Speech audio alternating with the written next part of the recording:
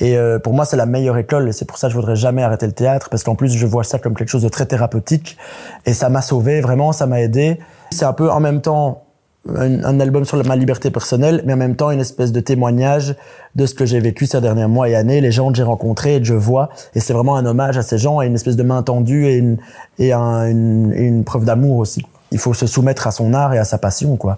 C'est la vie que j'ai choisie et j'espère que ça va continuer. Mais j'ai rarement ressenti des choses aussi jouissives et plaisantes que quand je suis en concert sur scène. C'est une sensation unique, ouais. On a été un peu deep quand même. On a été deep. Imaginez un monde où chaque histoire trouve sa voix, où chaque talent éclaire notre époque. Raconte est un média digital natif à l'écoute de notre temps. Les interviews grand format sont le premier chapitre de l'univers Raconte. Écoutez-les en podcast, visionnez-les en vidéo et préservez-les grâce à nos publications imprimées collector. Notre passion pour l'image est infinie. Raconte, c'est le fond avec la forme. Préparez-vous à voyager au-delà des horizons connus, aux côtés de celles et ceux qui les redéfinissent. Bienvenue dans l'Odyssée Raconte. Raconte, la rencontre. On est bon, la lumière est bien, Musty est bien, t'es prêt? Bah oui, moi Okay. j'ai déjà commencé là. Je crois qu'on a même commencé avant avec nos photos. Ouais, c'est vrai. Plutôt, t'es content? Ouais, ça va être cool. Il y a l'air d'avoir des très chouettes trucs, donc Ouais. moi je suis content. J'ai une question pour Oui. commencer. À qui je parle? À Thomas ou à Musty? Là, à l'instant, c'est une bonne question. Il faudrait que je me la pose moi-même. Je dirais à Thomas là, Pourquoi? parce que Musty c'est une forme d'alter ego et donc je le gère et il sort quand il faut sortir. Mais j'aime bien revenir à Thomas aussi parce que c'est mon moi de base et c'est ça qui gère tous mes projets. Et donc je suis Thomas, mais bon, peut-être que Musty va surgir à un moment. Et comment se passe la cohabitation entre les deux? Oh, c'est compliqué parfois. Il y a un aspect un peu schizophrène mais après non, ça va, je le gère quand même bien parce que je pense que ça c'est grâce à mes études de théâtre et mes études d'acteur, parce que je vois vraiment le projet Musty comme c'est vraiment un alter ego, c'est un persona et c'est ce qui me permet de m'exprimer en scène et en studio quand je crée de la musique, je me mets vraiment dans un autre état d'esprit. Et ouais, c'est une forme d'alter ego, donc j'arrive à gérer ça correctement. Et puis quand je reviens à moi acteur, parce que pour moi ça c'est mon premier métier, c'est ma base, c'est ma formation. Là c'est Thomas quoi, je veux dire. Ouais. Parfois ça se croise, parfois ça se confond, mais j'aime bien imaginer Musty comme étant un alter ego et une forme de personnage. Il y a une forme de théâtralité avec le projet Musty, et ça j'aime bien assumer ça. Il y a eu un moment fondateur, un acte fondateur de Musty? En fait, j'ai commencé par créer un groupe de rock de manière assez classique quand j'étais ado. T'avais quel âge? C'est une bonne question. Quel âge j'avais? Plus ou moins. Le premier groupe, je crois que j'allais avoir 16-17 ans, mais c'était vraiment éphémère, ça n'a pas duré. Et puis, j'ai fait un groupe un peu plus sérieux pendant que j'étais à l'IAD, pendant mes études de théâtre. Donc, je sais pas, moi, je devais avoir la vingtaine, début de la vingtaine. Et ça a duré 1 an, ça s'appelait Cycle de Duke, en hommage à David Bowie et au Thin White Duke. Et c'était un an ou 2. Et là, c'était déjà mes compos et j'avais rassemblé des musiciens autour de moi, mais on faisait beaucoup de bars, de concours, donc j'ai appris vraiment sur ce genre de scène et c'était vraiment une super belle expérience. Mais justement, le projet Musty est né après 1 an et demi, 2 ans, parce que j'ai vite senti que, non pas par ego mal placé, mais parce que j'avais envie d'être un peu plus en contrôle des choses, que ça devait devenir un projet solo en fait. J'aime bien l'idée du groupe, mais je voulais vraiment pouvoir construire une figure d'identification forte, parce que moi je suis vraiment fan de nombreux artistes solo, parce que je trouve c'est très jouissif de pouvoir s'identifier à quelqu'un, d'avoir un personnage et une silhouette claire. J'écoute beaucoup d'artistes solo, de Bowie à Iggy Pop, à Grace Jones, à Madonna. C'est vraiment des figures claires auxquelles on peut s'identifier.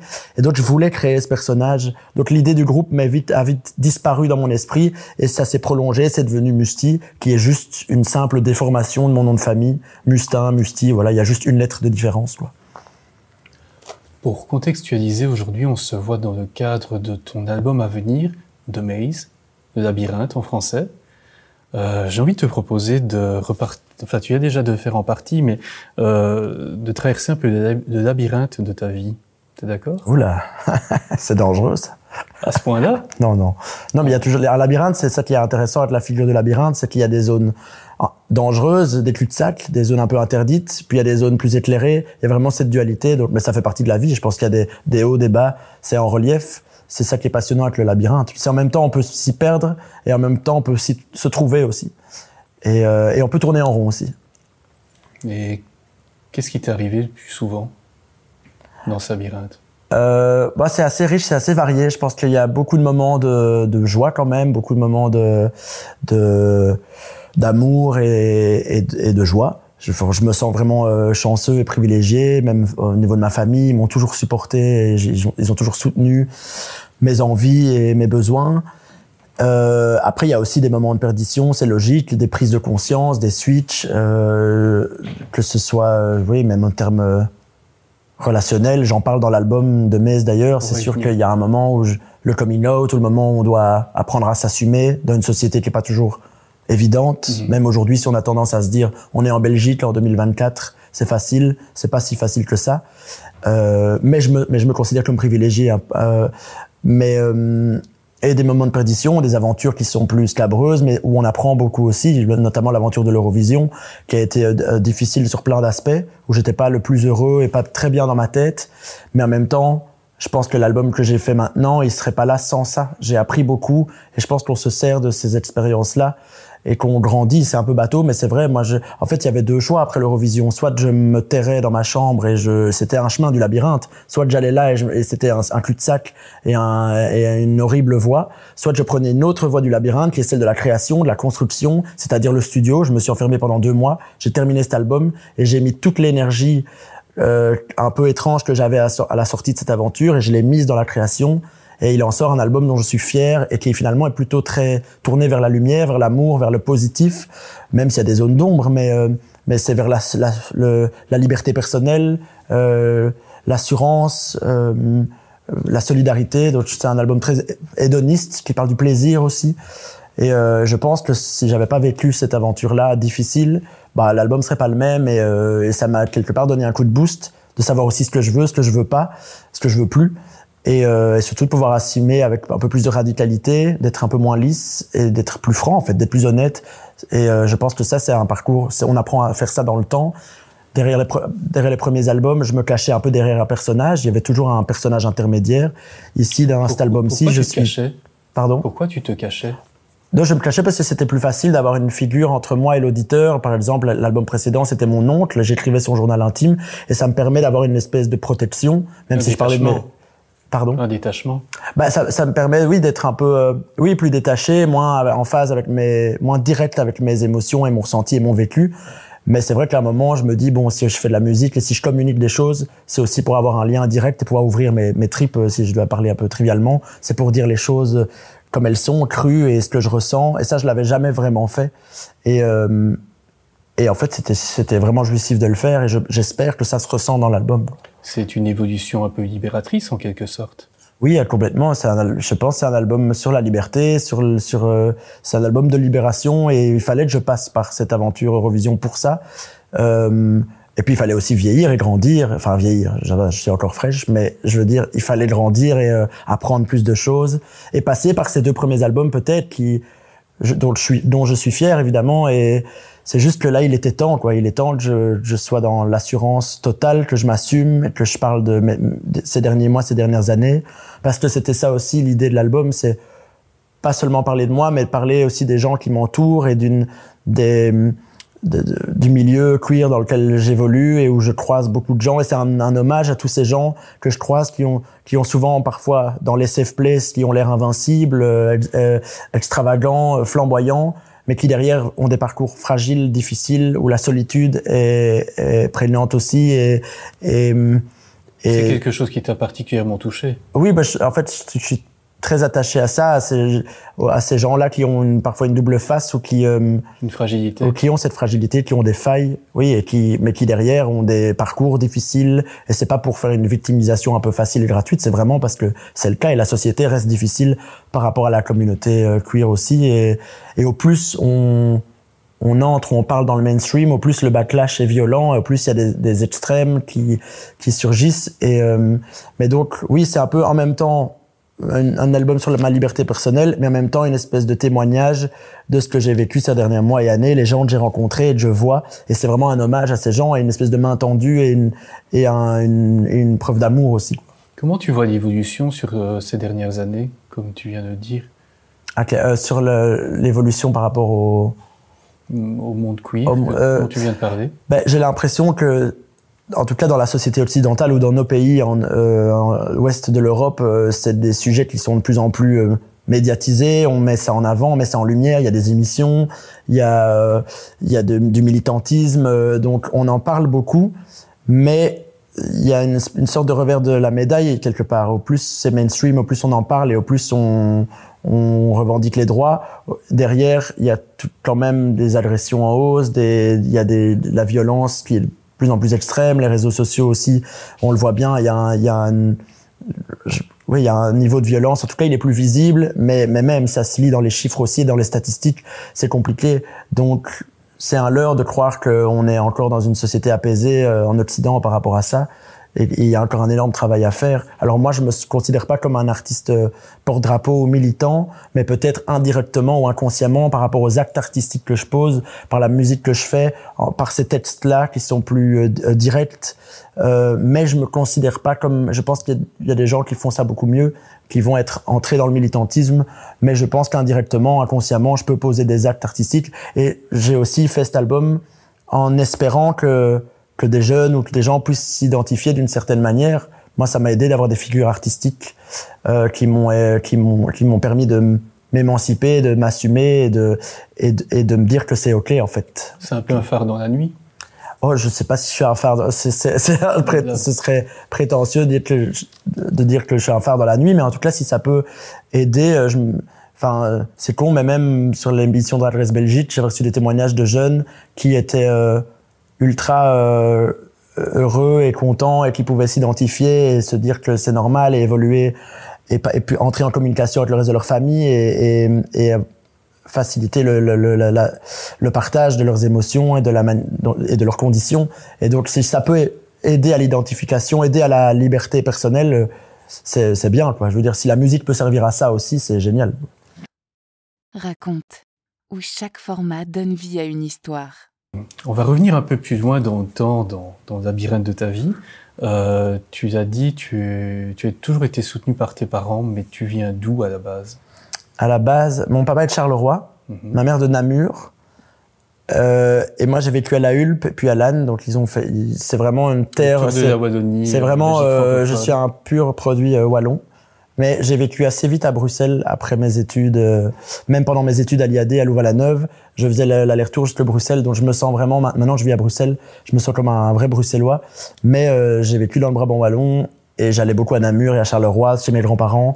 Donc oui, vraiment un wallon T'aimais bien être un peu partout comme ça, à la fois dans des villes, dans des campagnes? J'aime bien et même j'ai des souvenirs de ça, même aller le Pays Noir, le Hainaut, le Charleroi, ça m'a aussi donné ça m'a marqué, ça m'a donné le deuxième album que j'ai fait sur mon oncle était vraiment imprégné de ces images-là, du souvenir de cette ville industrielle en reconstruction. Donc oui, j'aime bien m'imprégner de ces souvenirs d'enfance et un peu moins peut-être du Brabant wallon qui était un petit peu à mon sens un peu trop dormant, un peu ronflant même culturellement. C'est pour ça que je suis parti assez vite sur Bruxelles parce que j'aime bien la ville, j'aime bien l'énergie de la ville et même pendant mes hautes études de théâtre, j'avais besoin d'être en contact avec l'énergie de la ville, quoi. T'as toujours su, même tout petit, que tu voulais d'abord aller vers du théâtre et la chanson?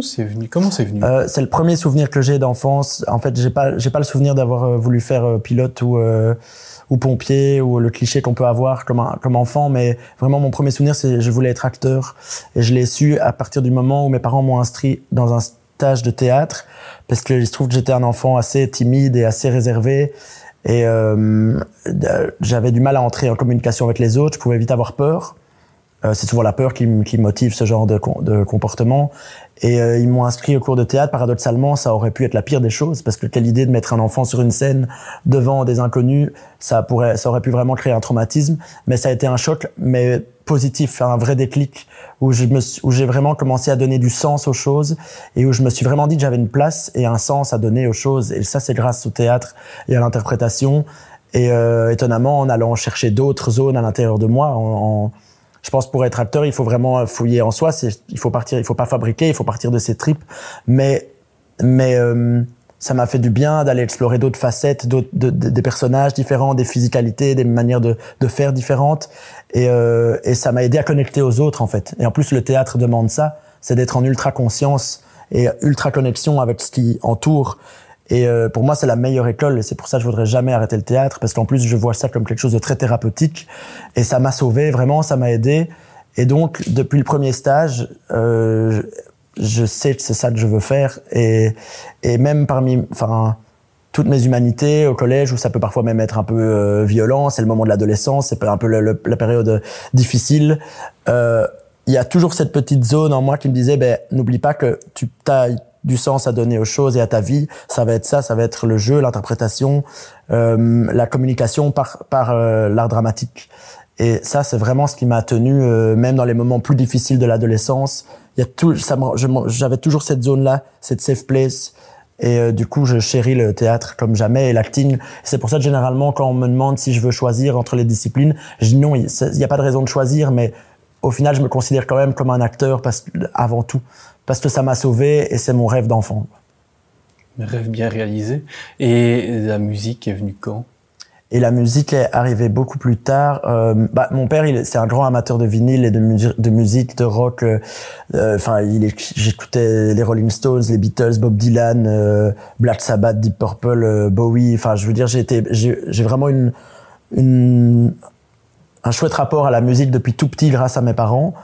Mais de là à en faire, ça c'était pas du tout prévu. Parfois, je suis même encore surpris aujourd'hui que ça fasse partie de ma vie, parce que j'ai vraiment appris de manière instinctive. Et ça a commencé. J'étais en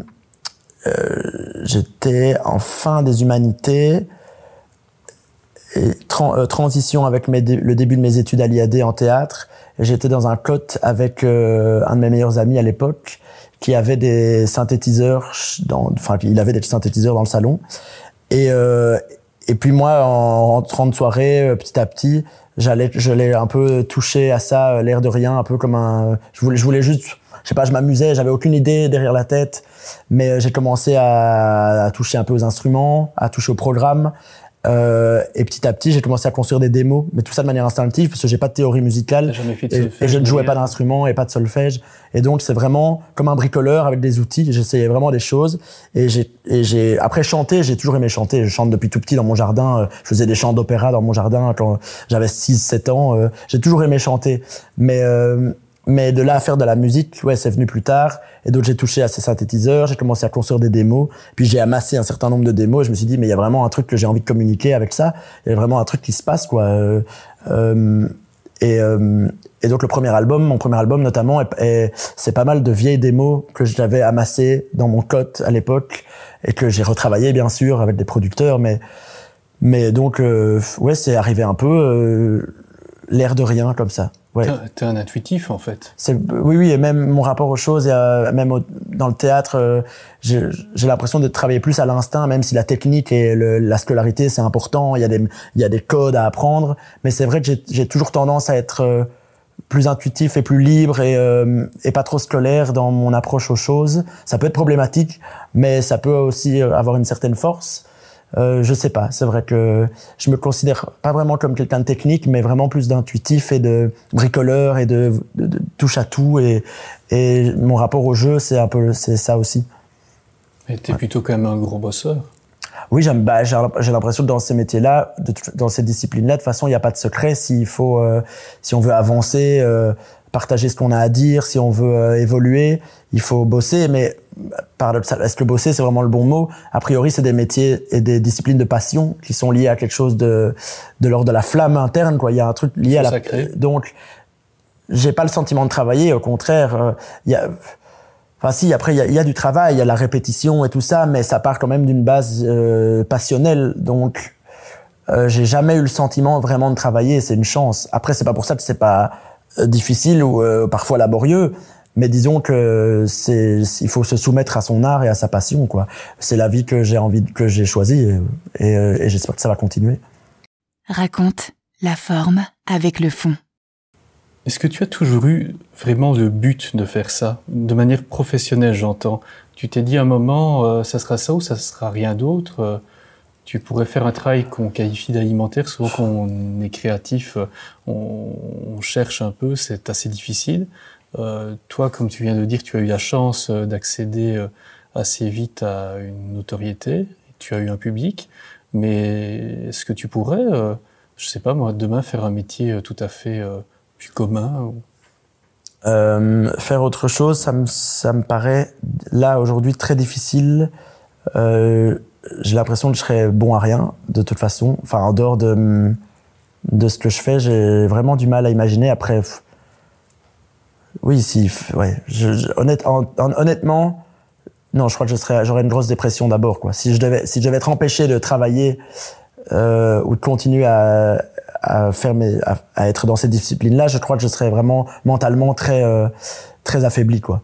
Mais ouais, je croise les doigts. J'espère que non. Maintenant, je suis dedans. Il faut que je fasse tout pour continuer. Mais non, je vois pas quoi faire d'autre. J'ai l'impression que je saurais rien faire d'autre, honnêtement. Est-ce qu'il y a eu des rencontres décisives dans ta carrière, des points pivots? Il y a toujours des rencontres avec des professeurs auxquels on s'attache. Mon premier prof de théâtre, ça a quand même été important. Jean-François Demeyer, c'est vraiment mon premier. Quand j'étais petit, les stages, c'était notamment au-dessus de la gare de la Hulpe. Ça s'appelait la Maison de la Création. Et c'est sûr que c'est lui qui a été le premier regard, le premier metteur en scène. Et donc, forcément, ça marque. Il m'a toujours encouragé et voilà. Ça, c'est quand même important. À l'IAD, il y a des professeurs quand même, oui, il y avait aussi une prof en humanité, Madame Heath, qui m'a beaucoup aidé, prof de langue étonnamment, mais qui faisait faire aux élèves des sketchs et des scènes, et il fallait proposer des choses artistiques dans la langue qu'on apprenait, soit du néerlandais ou en anglais. Et étonnamment, je sais pas, elle me poussait chaque fois dans mes retranchements, et je proposais toujours des trucs, des vraies propositions. Je poussais loin le truc, je veux dire, dans le sketch à proposer, devant la classe. Jusqu'au bout, quoi. Oui, voilà, je sentais qu'il y avait une performance à faire, donc j'y allais, et elle était toujours dans l'encouragement. Et donc, c'est ce genre de personne qui, ouais, à un moment de ta vie, qui est là pour réveiller la flamme en toi. Et donc, oui, il y en a eu plusieurs. Mais, ouais, même mes parents aussi, parce qu'ils m'ont toujours poussé, donc je suis fier de ça, parce que c'est pas toujours facile, hein, quand on entreprend des voies artistiques un peu insécures. Je peux comprendre. Je sais que c'est parfois plus difficile dans certaines familles, et là ils ont bien senti que ils avaient pas le choix de toute façon. C'était obligé, mais ils ont toujours été en mode soutien et très bienveillant.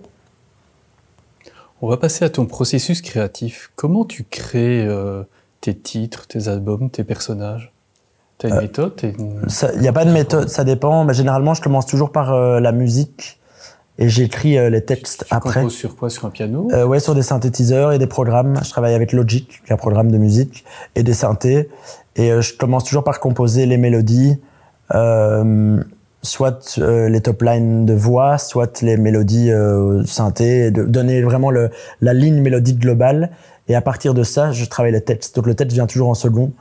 Et mais il y a pas de méthode, c'est différent. Puis à chaque album, j'ai travaillé de manière différente avec des gens différents. Mais ici sur le dernier, j'ai beaucoup travaillé avec Ben Leclerc, qui aussi a été une grosse rencontre pour moi, parce que on s'entend ultra bien, on est amis, et il me comprend très bien. Voilà, après ça dépend. Parfois on part d'une page blanche. Parfois j'ai des démos que j'ai travaillé chez moi, j'amène et on pousse le truc plus loin. Ouais, ça dépend. Il y a pas de règle en fait. Tu as besoin d'être dans un état d'esprit particulier, ou le jour et la nuit? J'aime bien la nuit, mais paradoxalement, le dernier album, on l'a fait de manière très fonctionnaire. Enfin, c'était vraiment rendez-vous au studio à 9h et on termine à 17h et hop. Donc voilà. Et ça a marché. Mais ça a marché au final parce que en fait, mais c'est pas plus mal, c'est bien. On a un peu cette image fantasque de l'artiste qui va se lever à 3h du matin pour mettre son idée. Alors sans doute ça doit arriver et ça m'est arrivé aussi. Mais ici sur cet album, on l'a fait de manière très régulière, heure de bureau et au final c'est très bien. Et puis le soir, on va boire des verres, comme ça on s'inspire un peu et on revient le lendemain bien frais ou pas et on bosse. Un autre aspect pour lequel on te connaît beaucoup, c'est la scène. Tu as vraiment une très très forte présence scénique et le théâtre est sans doute fortement lié à ça. Comment on appréhende la scène? Tu te rappelles la première fois? En théâtre ou en musique? Une des premières fois avec mon groupe, c'était pour un concours de musique devant la gare centrale. Non, l'Iris, à la fête de l'Iris, il y avait un concours pour les jeunes groupes. C'était devant la gare centrale, je pense. Il y avait 3 personnes, dont un sans-abri qui me lançait des pommes à moitié mangées. Et donc, j'ai un souvenir assez rock'n'roll de la première scène. Mais c'est pas un mauvais souvenir parce que je me souviens m'être vraiment éclaté. Donc, il y a les premiers souvenirs chocs du théâtre quand j'étais petit. Ça, c'est une chose. Mais les premiers souvenirs chocs de la scène en tant que chanteur, c'est autre chose. C'est une autre, il y a un truc plus dionysiaque, il y a un truc plus, au théâtre, il y a une vraie rigueur, il y a le partenaire, il y a le public, il y a l'auteur. La musique, il y a quelque chose de plus dionysiaque, de plus fou. Il y a un rapport très direct au spectateur. Et j'ai tout de suite, même s'il y avait peu de monde à cette première scène, j'ai tout de suite eu un vrai choc. Et comment ça se matérialise, ce choc? Je sais pas, c'est une forme d'ivresse, comme ça, c'est un lien que tu crées avec les gens, très direct. On se sert tellement de l'énergie. Il faut tellement servir de l'énergie du public, c'est un partage permanent, et c'est ça qui est l'essence, quoi, pour continuer. Et puis c'est une forme de transe, quoi. J'ai l'impression qu'il faut être en communion avec tout, et ça j'ai appris ça au théâtre. Il faut toujours être en ultra conscience et à l'écoute de tout ce qui se passe. L'idée est pas de s'adresser à un 4e mur ou à une masse, mais vraiment essayer de parler à chaque âme présente dans la salle, qui est 5 personnes ou 5000 personnes. Et ça c'est toujours un leitmotiv que je me donne. Et qui est passionnant en fait. Et c'est comment essayer de capter chaque personne dans son individualité. Et c'est ça qui fait qu'on est toujours sur le qui-vive. Alors parfois, c'est ça que moi je dois calmer parfois, c'est canaliser aussi, parce que j'aurais tendance du coup à brûler trop fort, trop vite. Et il faut canaliser. Et c'est vraiment tout le challenge que je me mets en permanence. Mais j'ai rarement ressenti des choses aussi jouissives et plaisantes que quand je suis en concert sur scène. C'est une sensation unique, ouais. Comment tu fais pour parler à tout le monde? Il y a une technique?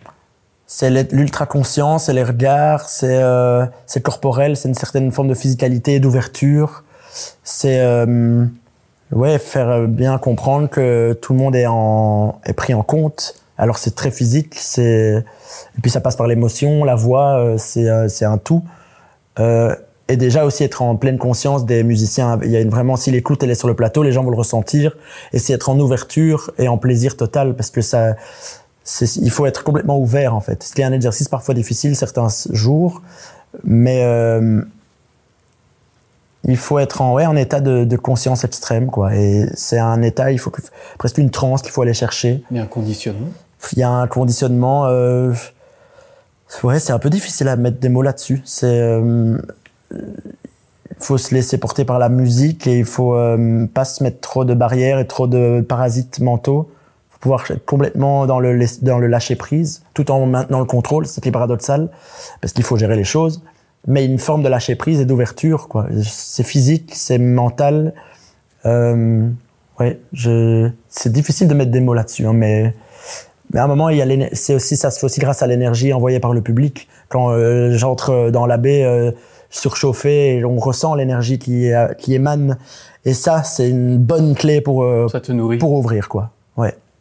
Ce qui est aussi assez troublant, autant dans ta musique que toi sur scène, c'est que d'une part, tu as un côté très atmosphérique, c'est un peu de vent et à la fois de feu. On a l'impression de quelque chose de très doux, limite spatial, et la puissance d'un concert de métal. C'est un peu, je sais pas si c'est très clair, ouais. Mais c'est une alchimie complexe, mais qui marche. Ben, j'aime bien utiliser plusieurs codes, plusieurs genres différents. Par exemple, dans le dernier album, il y a vraiment différents styles qui se confrontent entre le glam rock, le post-punk, la pop. Il y a même un beat plus techno à un moment. C'est vraiment la confrontation des genres qui me plaît. Et en concert, oui, effectivement, il y a des zones très fragiles et en même temps, il peut y avoir quelque chose de plus violent et bestial derrière qui prend le dessus. C'est des contrastes permanents et j'aime bien jouer avec ça. Et je pense qu'on peut être en feu et brûlant et en même temps très doux. Et ces contrastes-là sont intéressants, quoi. On peut être, oui, démoniaque et solaire et on a tous des zones contrastées et j'aime bien exploiter ça en musique. Mais un autre aspect, c'est que, comme tu viens de le dire, tu aimes la recherche dans les styles musicaux, tu t'arrêtes pas à un côté rock ou électro ou techno, tu vas un peu partout.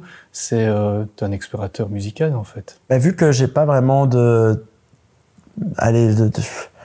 théorie, je me considère plus comme un acteur qui fait de la musique, donc je me vois comme un bricoleur et j'essaie des choses et j'utilise les références que j'ai et les inspirations que j'aime et j'en fais une espèce de puzzle et j'aime bien ça et j'ai pas envie de me contenter d'une chose.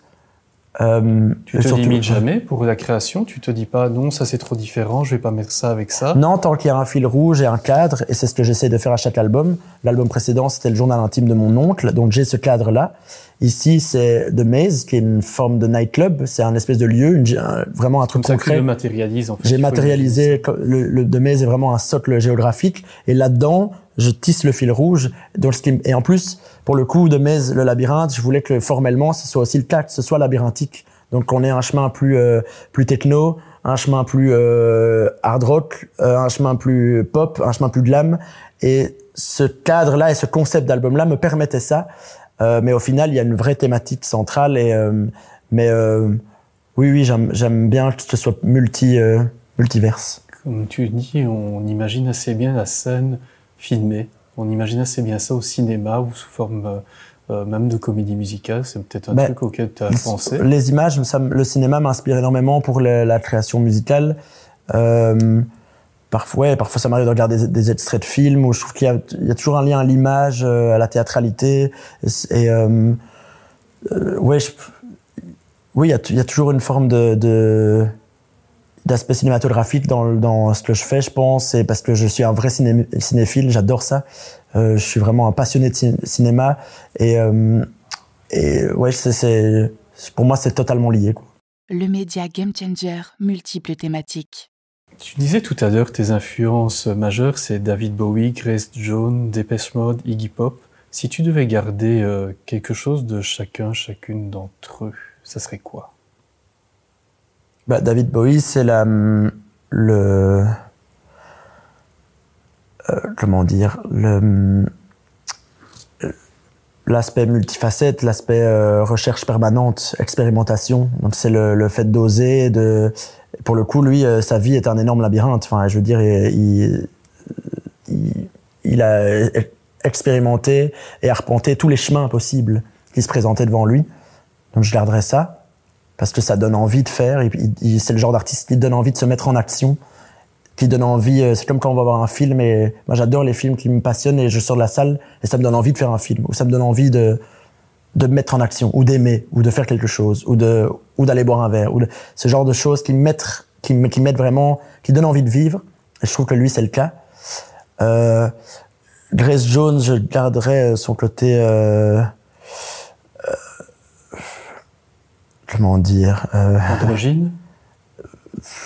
Oui, le trouble des codes du genre, un peu cette espèce de frontière floue, mais aussi son côté plus sale gosse, c'est peut-être pas le mot, mais badass, un peu. Je ne laisse pas faire. Ouais, il y a quelque chose de l'ordre d'une domination. Ouais, c'est ça.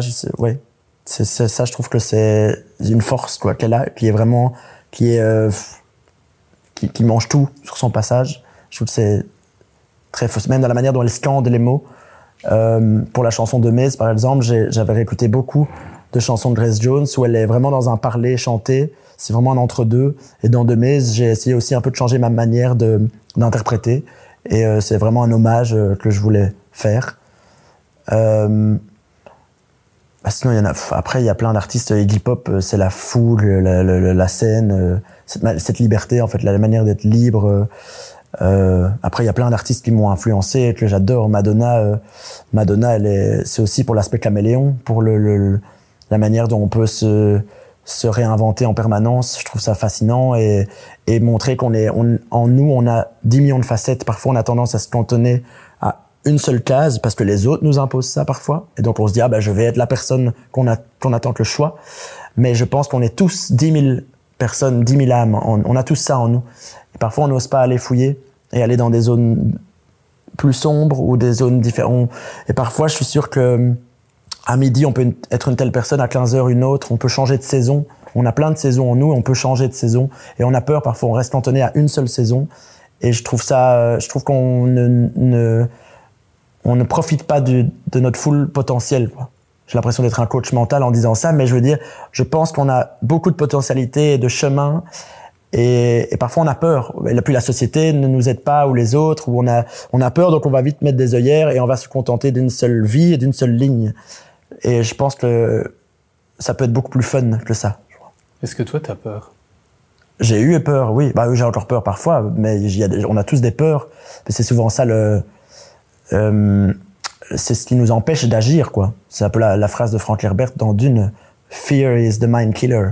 Et c'est souvent ça qui crée les intolérances, les racismes, les discriminations. C'est souvent c'est la peur qui est la base. Et donc, je cherche un antidote pour contrer la peur. Mais j'ai moins peur qu'avant. J'ose plus. Et là, cet album-là The Maze a été vraiment très thérapeutique pour ça. Ouais, parce que là, je parle sans filtre. Et ça sert à rien d'avoir peur, en fait. Puis on n'a pas le temps. Ça va beaucoup trop vite. Mais évidemment, on a tous des peurs. Il y a des peurs originelles, il y a des peurs qui restent. Mais il faut aussi, c'est tout un trajet pour essayer de tuer la peur, quoi. Tu es un artiste belge francophone, tu chantes quasiment uniquement en anglais, si pas totalement en anglais, si je ne me trompe pas. Ouais, à part dans l'album, il y a une phrase dans l'album sur la chanson Kingdom, c'est la vie. Voilà. J'ai dit 3 mots. Comme quoi l'information est correcte, ça a été vérifié. Pourquoi tu voulais un aspect international ou c'est pour la beauté de la langue? Non, c'est parce que vraiment j'estime que la musique que je fais a vraiment beaucoup plus d'adéquation et de lien avec la sonorité de l'anglais. Alors je ferme pas la porte, peut-être qu'un jour je chanterai en français ou en allemand ou j'en sais rien. Les langues m'intéressent, mais je veux dire l'anglais, je trouvais beaucoup plus propice à la musique que je compose. Je suis sûr qu'il y a un vrai lien entre la musique composée, entre la matière musicale et le langage. Il faut pour moi qu'il y ait une corrélation. Le français ne marche pas avec tout. Par exemple, moi, il y a un des rares francophones, je suis fan d'Alain Bachung, et lui adorait la musique anglo-saxonne, et on sent qu'il triture le français d'une autre manière, et sa musique est très anglo-saxonne au final. Et les mots résonnent autrement, et je sais qu'il expliquait dans des interviews que c'était un combat permanent. C'est la langue française est pas facile à gérer, mais donc, moi, j'estime qu'avec la musique que je compose, que je crée, l'anglais fonctionne beaucoup mieux, c'est beaucoup plus cohérent, c'est des sonorités que j'aime aussi, et j'aime aussi l'écriture en anglais, parce que derrière une phrase, il peut y avoir 10 000 paysages, 10 000 interprétations. C'est un langage que j'aime, et j'écoute la musique anglo-saxonne depuis tout petit, donc j'ai vraiment baigné là-dedans, donc c'est mes références. Mais après, je ferme pas la porte au français, mais alors il faudrait que je me mette dans un autre état d'esprit de composition et de travail musical. Pour le moment, la musique que je fais, je pense, a vraiment une résonance avec la sonorité de cette langue. Tu disais au tout début, tu t'es occupé de la version belge de Drag Race Belgium. Aller vers la TD, c'était une volonté de diversification en plus? C'était une expérience supplémentaire, et c'est surtout parce que je suis fan de la franchise Drag Race depuis longtemps, qui est une émission qui vient des États-Unis, créée par RuPaul. Qui est un hit mondial. Hein. Oui, qui est énorme. Et puis j'allais déjà voir les drag queens dans les cabarets. C'est un monde qui m'intéresse, que je trouve, c'est depuis longtemps, hein, depuis même Divine avec John Waters. C'est des figures qui m'intéressent parce qu'elles bousculent les codes. Et du coup, je trouve que c'était intéressant de faire partie de cette aventure-là. En plus, l'émission, sous son aspect divertissement, télé-réalité, elle a aussi une couche plus sociale, plus sociétale. On parle de thématiques dont on n'a peut-être pas l'habitude de parler, que ce soit du coming out, des moyens de contraception, de tous des sujets qui vont intéresser les jeunes et qu'on doit pas en faire des tabous. C'est des sujets parfois sensibles, mais qui entrent dans le mainstream grâce à cette émission. Et je pense que c'est ultra important de faire ça. Et les jeunes s'identifient et ça permet encore une fois d'ouvrir le débat. Et en plus, oui, il faut pas oublier que le drag, c'est vraiment un art et c'est une émission qui met en avant cet art-là. Il y a beaucoup de malentendus ou d'a priori, d'amalgames sur ce que c'est être drag queen ou drag clean ou drag créature ou drag en général. Et je trouve que c'est intéressant qu'une émission s'intéresse à cet art-là, qu'on a souvent vu un peu comme reclus ou qu'on met un peu dans de drôles de cases, où parfois on imagine que c'est quelque chose de très négatif ou un peu nauséabond et il faut changer les mentalités. Et en plus, ça met sur la table des sujets politiques et sociétaux importants. Donc moi, j'étais content d'y aller pour l'expérience télé parce que j'ai jamais fait ça, mais en même temps parce que je suis un vrai fan du drag et donc j'y allais comme un spectateur avec les yeux ébahis, comme un enfant dans un magasin de bonbons. Je sais pas si la métaphore est bonne. Mais j'étais content d'y aller, quoi. Tu parles depuis tout à l'heure plusieurs fois de coming out. Est-ce que tu penses qu'en 2024, il faut encore faire ça? Ah ben, ce serait bien que l'étape du coming out n'en soit plus une et que ce soit juste une information comme une autre. Et encore, oui, qu'on n'ait pas à en faire un big deal et une annonce. Mais oui, je pense qu'il faut encore faire ça parce que malheureusement, il y a encore des gens qui sont rejetés de leur famille aujourd'hui parce qu'ils aiment telle ou telle personne. Et donc, oui, je pense que malheureusement, c'est un passage qui existe et et souvent pour beaucoup, ça reste encore une épreuve et un vrai fardeau. Mais voilà, comment rendre ça ça évolue, hein, mais bon, voilà, ça dépend des milieux, des familles, des mentalités. Ouais. Raconte la rencontre. Un autre aspect pour lequel tu as une médiatisation internationale, c'est que tu as été le candidat belge pour l'Eurovision. Malheureusement, tu as été éliminé assez vite dans le concours. Comment on vit un truc pareil, parce que ça a dû être des hauts et des bas extrêmes? Il y a des choses que j'ai adorées dans l'expérience. Par exemple la rencontre de certaines personnes, certains artistes. D'autres candidats? Oui, voilà, d'autres candidats. Et puis même toute la première partie où j'ai pu créer l'aspect visuel de la chanson, enfin faire la chanson déjà, tourner le clip, préparer tout ça, parce que moi je suis fier de cette chanson, elle était destinée déjà à l'album, mais je suis fier de ce qu'on a fait autour de cette chanson. Tu as eu un mode opératoire différent par rapport à cette chanson? Non, parce qu'elle était vraiment dans mes sessions d'album, donc je voulais vraiment pas faire une chanson pour l'Eurovision, créer un truc qui ne me ressemblerait pas pour l'Eurovision. Je voulais vraiment que ça vienne de mon ADN et d'une chanson d'album. Et donc tout le travail visuel et sonore a été hyper jouissif. C'était un super bon souvenir. Ça a été un peu plus compliqué parce que l'année à l'Eurovision était particulière, toutes les polémiques politiques avec la présence d'Israël dans le concours. Il y avait des pétitions pour qu'on sortir du concours. Là-bas, c'était pas vraiment une fête. Il y avait un aspect très sécuritaire. Donc, c'était pas le plus fun. Et en plus, pour le coup, moi, par rapport au travail de la performance, il y a eu pas mal de problèmes en interne. Des mésententes, une personne qui est partie. Enfin, on a eu plusieurs difficultés qui m'ont mis dans un état mental très compliqué, très fragile. Donc, j'ai rarement été aussi mal dans ma vie. J'étais presque en dépression durant la période en Suède. Alors que tu devais être au top. Oui, parce que pour moi, je suis persuadé qu'un artiste, il performe bien quand il est heureux et quand il est en phase et quand il est connecté. Et c'est tout ce que je n'étais pas. Donc, je vois très bien, donc l'élimination demi-finale n'était pas du tout une surprise pour moi. C'était plutôt la suite logique des derniers événements. Alors, je peux pas tout réouvrir ici. Il y a des choses qui resteront en interne et voilà. Mais c'est sûr que je suis sorti un peu frustré, énervé parce que je voulais vivre ça dans la joie. Et, pour X et différentes raisons, je suis entré dans une phase très fragile et mentalement, j'étais plus là. Et donc, forcément, la performance est mauvaise.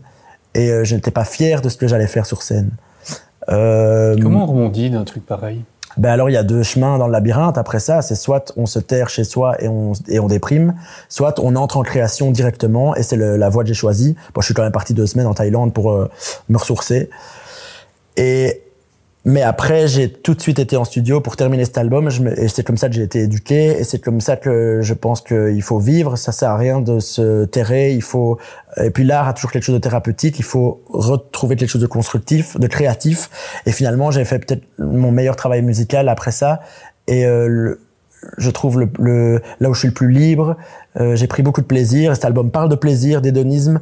Paradoxalement, après une période où j'étais vraiment au fond du trou. Donc, il a peut-être fallu passer par là pour faire cet album-là. J'ai appris beaucoup de choses sur moi-même, des choses que je veux, des choses que je veux plus. Donc il y a des choses bénéfiques. Et puis malgré tout, ça restait une plateforme. Il y a une toute nouvelle audience qui m'écoute. Il y a des gens qui sont venus à la baie il y a quelques semaines, qui venaient de Pologne, de Slovaquie. Il y a vraiment une audience nouvelle. Donc tout n'est pas noir dans le tableau, mais c'est vrai que j'aurais préféré vivre les dernières semaines et la création dans la joie. Ça n'a pas été le cas, mais je pense que c'est dans ce genre de moments-là qu'on apprend aussi et qu'on entre en résilience et qu'on se crée de nouvelles armes pour la suite. Et honnêtement, je suis content et heureux d'être allé directement en studio après pour mettre toute cette énergie-là et la transformer en énergie créatrice. Et voilà. Et du coup, cet album, clairement, aurait pas été le même sans ce passage. Eh bien, il me reste à te poser la dernière question qui est la même pour tout le monde. Qui voudrais-tu voir, entendre, lire dans Raconte, à ta place? Laissez-moi réfléchir. Eh bien, réaliste ou quelqu'un de vivant, mort? Quelqu'un de vivant, c'est plus facile pour l'interview. On demande souvent des morts. Hein. Ben non, mais je dirais pour le soutenir, parce que je pense que c'est un des grands réalisateurs en devenir, je dirais Michiel Blanchard, qui a réalisé La nuit se traîne, et je fais un peu de promo pour le film en même temps, mais parce que je pense que ça va être une des grandes figures du cinéma belge, voire même mondial, parce que je pense que son prochain film, il le fait à Los Angeles.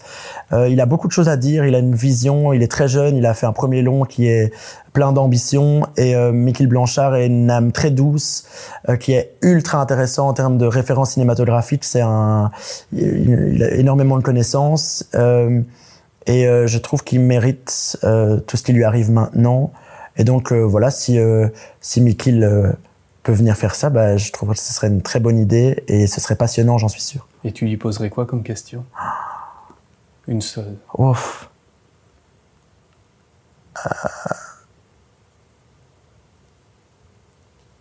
Ok, non, parce que je le sais. J'allais dire quel est le titre de ton prochain film, mais je le sais. Waouh. C'est hyper dur. Quand